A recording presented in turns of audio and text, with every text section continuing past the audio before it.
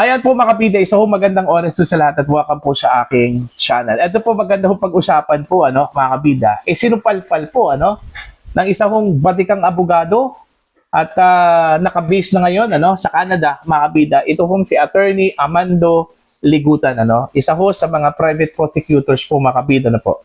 Dito ho sa impeachment trial ni Vice President Sara Duterte Okay? Mantakin nyo meron hong sariling interpretasyon ho ito hong si Ligutan mga kabida patungkol ho sa 16 votes threshold to convict Vice President Sara Duterte po.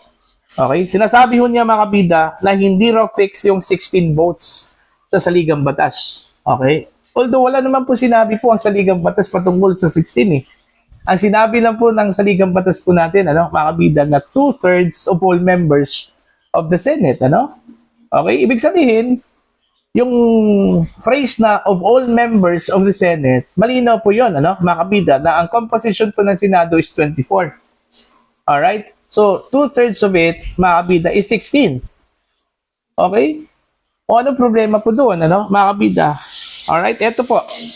Meron pong article, ito hong si Attorney Anthony Lodalbe Vista, mga kabida. Okay? Isa hong dating prosecutor po ng Office of the Ombudsman. Ito po, supalpal ho dito, ito hong si Attorney Ligutan, po. Ang sabi po niya dito, Private Prosecutor Amando Ligutan says the Constitution does not expressly fix 16 votes to convict in an impeachment trial. Totoo po yun. Wala naman po sinabi talaga, ang Constitution mga kabida na meron pong 16 votes ang kailangan para ho to convict the Vice President. Po, no? Okay? He wants a more realistic approach. But the Constitution needs no new formula from Ligutan. Malino po to, mga kabida, hindi na po kailangan po ng bagong formula, mula mismo kay Ligutan, po. Article 6, Section 2 provides that the Senate shall be composed of 24 senators. Ito pa lang, wala na. Okay? Supalpal na po, ito kung si Ligutan po, mga kabida. Ito pa. Article 11, Section 3, Paragraph 6 provides that no person shall be convicted without the concurrence of the 2/3 of all members of the Senate. 2/3 of 24 is 16. Malinaw po yan, mga kabida. Po. Wala nga sinabi sa ating saligang batas na 16 po ang boto kailangan para lang po makonvict ang isang impeachable official, mga kabida. Pero ang 2/3 ng 24 na nakasaad po mga kabida, okay, dito ho sa Article 11, Section 3, Paragraph 6, po, na? Okay, is 16. Okay? The words all the members of the Senate are deliberate. Malinaw po yan, sa saligang batas.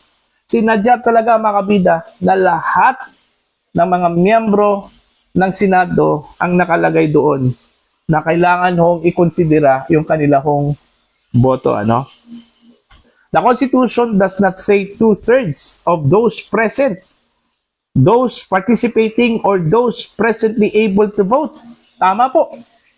Hindi naman po sinabi ng ating saligang batas na kung sino lang po andyan sa Senado na nag-participate ho sa impeachment trial, yun lang po yung counted. Okay, pero yung mga non-participants hindi ho counted. Hindi naman po sinabi ng saligang batas yan, mga kabida. Malinaw, of all members of the Senate. Ibig sabihin, 24 lahat, mga kabida. Kahit na po non-participant yung iba, mga kabida, considered pa rin yun dahil they are members of the Senate. Yun yung pagkakaintindi ko po dito sa write-ups po, mga kabida, ni Attorney Vista, po, The Supreme Court's ruling in Bayan versus Zamora. Ito, mas malinaw dito, mga kabida. Ito hong interpretasyon ho sa 24 at sa 16, mga kabida, po. Okay, ito po. The Supreme Court's ruling in Bayan versus Zamora makes his argument even weaker. Okay? There were only 23 incumbent senators at the time, yet the court looked to the constitutionally prescribed 24 members Senate and held that 2/3 meant at 16 favorable votes. Okay? Ito, kabisado ko po itong kasong ito. Ito po'y patungkol ho sa Visiting Forces Agreement kasi, mga kabida. Alright? Kasi yung bayan muna, okay, bagong alyansa makabayan, nagpetisyon po ito sa Korte Suprema, no, mga kabida, laban ho dito sa pagpasok po ng mga Amerikanong sundalo po sa Pilipinas. Now, without proper requirements na sinunod, mga kabida, po. Yung implementation po ng Visiting Forces Agreement, po. Okay? Pinatigan po ng Korte Suprema, mga kabida, itong gobyerno. Okay? Dahil nasunod naman po meron naman pong concurrence po, mula sa Senate, po. Kaso lang, pagdating ho dito sa voting, mga kabida, instead of 24, 23 lang po yung mga senador na nag-participate. Okay? Pero, ang ginawa po ng Korte Suprema, two-thirds pa rin of all members of the Senate yung kanilang ginawa. Ibig sabihin po, kahit na 23 lang po yung participants, mga kabida, 24 pa rin yung ginawang batayan doon ho sa voting. Okay? Para makuha yung threshold na 16, mga kabida. Kaya pumasa, okay, ito hong Visiting Forces Agreement, po. Alright? Eto, tuloy po tayo, mga kabida. The case involved treaty occurrence, but the constitutional language was practically the same. Two-thirds of all the members of the Senate. There is another problem Ligutan cannot ignore. Presiding Officer Chis Escudero has already officially ruled that 16 votes are required to convict.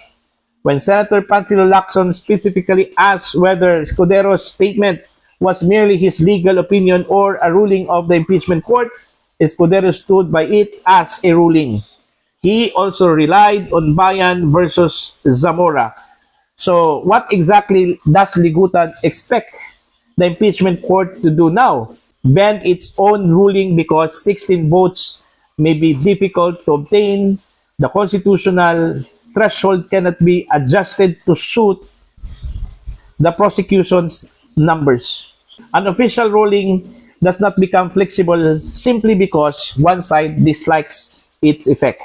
If Ligutan believes Escudero's ruling isolates the Constitution, then he should challenge it through the proper legal process. Escudero himself said that those who disagree may seek legal recourse and that the impeachment court would abide by a contrary ruling of the Supreme Court.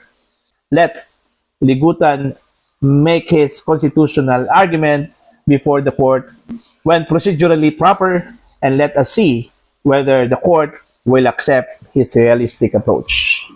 So yan po, mga bida. So supalpal po ito kung si Attorney Ligutan, ni Attorney Anthony Vista. Malinaw kasi mga kabida doon ho sa mga legal references po, na isinite ni Attorney Vista, dito sa kanya hong article, po, Plus, ito pang jurisprudence, Okay, ito hong Bayan versus Zamora, napakalinaw po doon.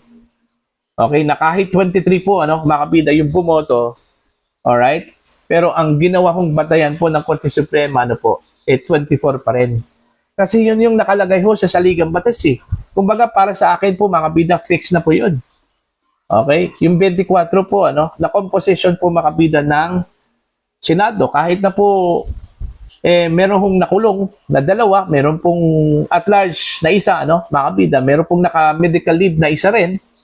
Diba? Hanggat sila po ay mga miyembro po ng Senado, mga kabida, hindi ho sila nag-resign, okay? Hindi ho sila tinanggal, mga kabida, mananatili pa rin mga miyembro po sila ng Senado at counted pa rin yung kanilang membership, mga kabida, sa mga botohan. Katulad na lang po, ng impeachment trial ni Sara Duterte. Okay? Tama po, Ito hong si Senator Chis Escudero. Sa mga hindi ho agree, dito ho sa kanya ruling, pwede naman po silang pumunta sa Korte Suprema, po.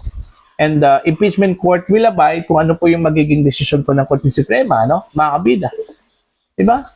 Ganun lang po kasimple po. Okay? Kung hindi ho nagustuhan po ng prosecution, yung ruling po ng impeachment court na mananatili ho sa 16, they can go to the Supreme Court and question the ruling, mga kabida. At least, meron po tayong constitutional na batayan po, mga kabida, sa magiging decision po ng Korte Suprema, po. Kung talaga bang fix ito hong 16, mga kabida, po. Okay? na threshold para ho sa conviction po ni Vice President Sara Duterte, ano po, mga kabida.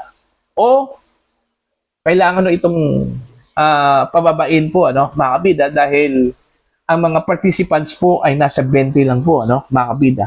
Hindi ho umabot po ng 24. Alright? Para ho sa inyong opinion at pananaw po, ano, please comment down. Sa mga hindi pa po subscribe po sa akin, please subscribe. Just click the subscribe button, click the notification bell, click all para updated po kayong mga kabida sa aking mga uploads. Maraming salamat po sa inyong lahat.